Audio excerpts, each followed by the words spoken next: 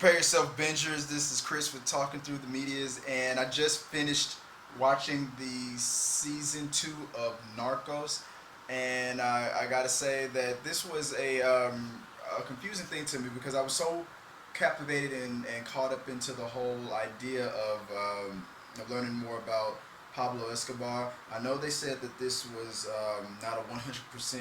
It's always based on a true story. They have to take some liberties on certain conversations that writers were not around for and things like that. What was said was hearsay, and what was assumed to have been said.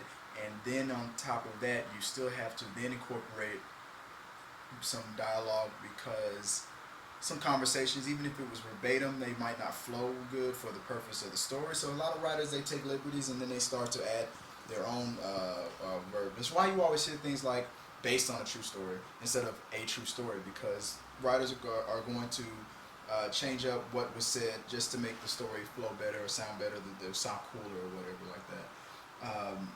That being said, I always assumed that this was a Pablo Escobar series. Now again, when I go into these things, sometimes I don't go into the backstory, the production of it and whatnot. I like to take on what the story is about and just take it for what it is. So when you start from season 1 to season 2, you're thinking, okay, you're in the world of this Pablo Escobar. No, that's why it's not named Escobar or Pablo or anything, or Pablo Escobar or Medellin or whatever. Like on, if you want to go back to the old TV show Entourage and whatnot. But it's like Game of Thrones almost. It's like you learn these characters, you get familiar with them, even if they're the villain. You get to a point where you're so used to them. Sometimes, in some situations, and forgive me for saying this, and sometimes you kind of root for them a little bit, if that makes sense. Not that you want the bad guy to win per se, but you like they always say, to go with the devil that you know. You know this guy, you know this actor, and you're like you like his portrayal, you trust him, and you want to see him continue, even though he's the villain of this. You don't want to see him go away so fast because it's become like that crazy uncle that you gotta be ashamed of. But oh my goodness, and it's like Hitler's last days in that bunker that you always hear about.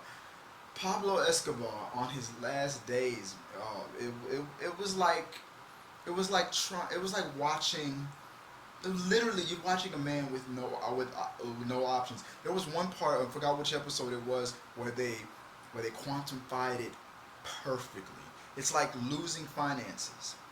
When you're losing power, when you're losing your money, your resources, your men, your support, the love, the loyalty, all of that stuff, the leverage, everything, your freedom. First it happens little by little, and then boom. One day, it just all disappears. First it starts to trickle, just that drip, drip, drip, drip. And then one day, then I don't know, when you're down to your last 30%, your last 20%, or whatever it is, you're losing like 1% a day. And then when you're down to like 15, 50, 35, whatever, then boom, there's one punch and all of it's gone in one punch. And that totally happened to him. Whether it was his men, the loyalty, the respect, the love, oh man. And to know that you're this hated in your own country that you love. You almost sound like Tupac. Tupac at one point believed that no black person would ever do any harm to him. No black man in America would ever do harm against him. And he learned that was not true. As much as he was loved by the boys in the street, is the boys in the street. And so you never ever assume or put too much emphasis on your own legend or your own greatness, because half of that is mostly in your head. You're going to think you're greater than you really are at all times sometimes, unless you're a humble person like me. But watching this man, just at some parts, you could see his will and his resolve just shrivel up, and just like, oh man, as more and more people would die. And you see things like this, just self-inflicted wounds, like his mother going to Mouse and causing the whole chain reaction.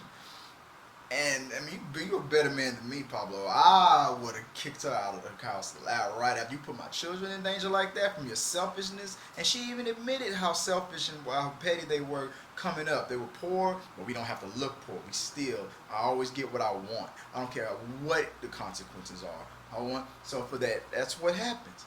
For that, this whole season was about those little moments, those pivotal moments where you're so used to what do they say, it's the definition of insanity is doing the same thing expecting a different result. You're so used to your lifestyle and what you want, the power that you want to hold on to. You're like, they're not going to tell me nothing, they're not going to do nothing. They can do things around you are changing. The president is coming after you, the president of the United States knows who you are. All these people are coming after you, and the cops are now working with your enemies to get you.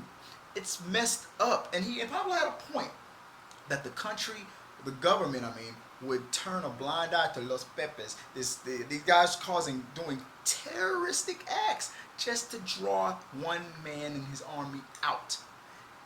And it's like, you are it's not, and the vacuum wasn't even created yet. The board wasn't even created yet. Pablo wasn't even dead yet.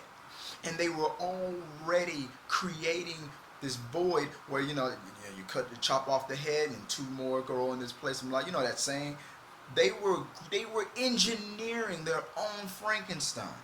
And now I know why, I thought this was a Pablo Escobar story. That's why it's called Narcos. These first two seasons were all about Pablo, and then we get to the end of his run, almost like Game of Thrones, and we're moving on.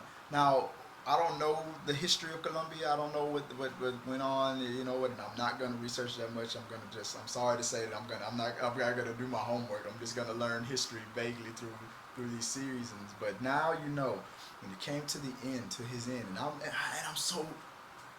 I want, and you know what? That's why I don't want to look it up. What actually happened? Because now I'm worried about his wife, his children. Now that he's gone, you're gonna probably try to spoil it. Trust me, I'm not gonna read any of your comments. So, because I know how I feel about this subject matter, I want to learn as I see the season come on. I might read. You're gonna spoil it for me. Some of y'all are gonna be like, oh yeah, his kids got killed like 2 years later, or his wife got killed like the very next day, or whatever.